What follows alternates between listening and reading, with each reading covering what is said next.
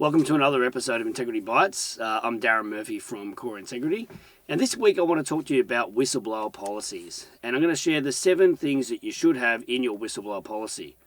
Now, the reason I'm doing this is last week ASIC came out and released some findings in relation to a bit of a covert review they've done of whistleblower policies and how compliant organisations are. But before I get into that, let me just share quickly who needs a whistleblower policy. And it really comes down to whether you're a publicly listed company or you're a large private company, and you should know what those definitions are if you're captured by it. So if you're captured under those 2 things, you need a whistleblower policy that's compliant with the current legislation. And what ASIC's review found was 50% of the policies they looked at didn't fully explain how you could actually make a report and how you'd qualify for protection. So that's a bit of a concern.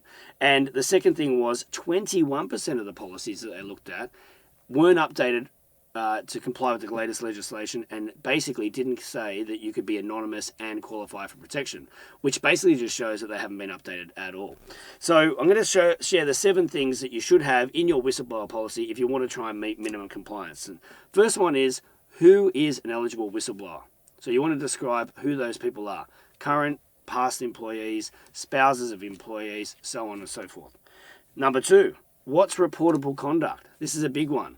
Not everything is reportable conduct, and in particular, the legislation carves out things around personal grievances. And there's a bit of debate around whether forms of bullying and harassment are included, but you've got to describe what reportable conduct is. Number 3, sounds simple, how to make a report. So what are the avenues and the channels that you can use to speak up? And ideally, for a best practice hotline, it should be internal and external. So you want internal pathways and an external reporting hotline. Number 4, who can you make a report to? Also known as eligible recipients. So who can eligible whistleblowers making a disclosure of reportable conduct make that report to? And they're known as eligible recipients, and your policy should detail those people. Number 5, what are the protections that you're going to afford the people that speak up? So they're things around confidentiality, not disclosing their details if they speak up, anonymity, offering them that, and also no detrimental action as a result of them raising their disclosure.